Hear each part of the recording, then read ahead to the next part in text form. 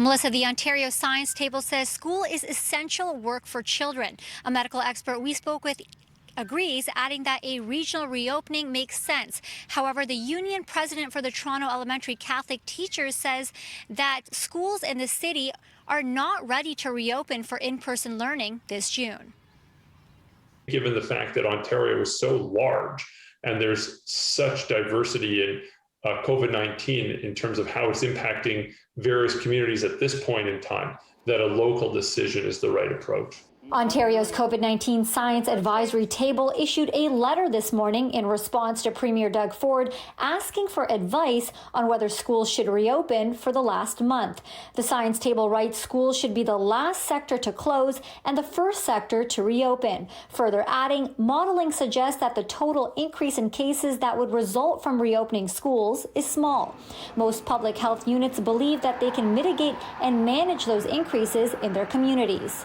Some communities have still significant burden of COVID-19, whereas other communities have a very minimal burden of COVID-19. It's also fair to say that certain areas may be better prepared to open up schools than others. The union president of Toronto Elementary Catholic Teachers, which represents over 5,000 teachers, says she doesn't think schools in Toronto are safe to reopen next month, adding September would be the ideal start date as more students and staff get vaccinated this summer. So many of our classes, it's very difficult to have that physical distancing occur.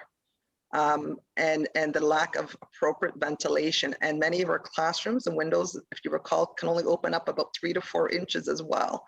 So we're very, very limited with what we can do to possibly deal with what may prove to be a very hot June.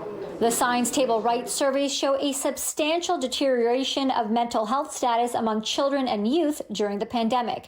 This deterioration is now evident in the form of increased ambulatory care use and hospital admissions, most poignantly for children and youth with eating disorders.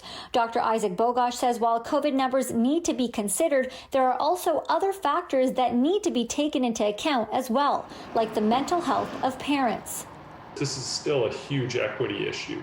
There's certain communities, especially lower income or racialized communities, that bear the brunt of school closures, and women across the board bear the brunt of school closures. You can't open schools up if it's going to start to drive transmission locally. So everything needs to be considered.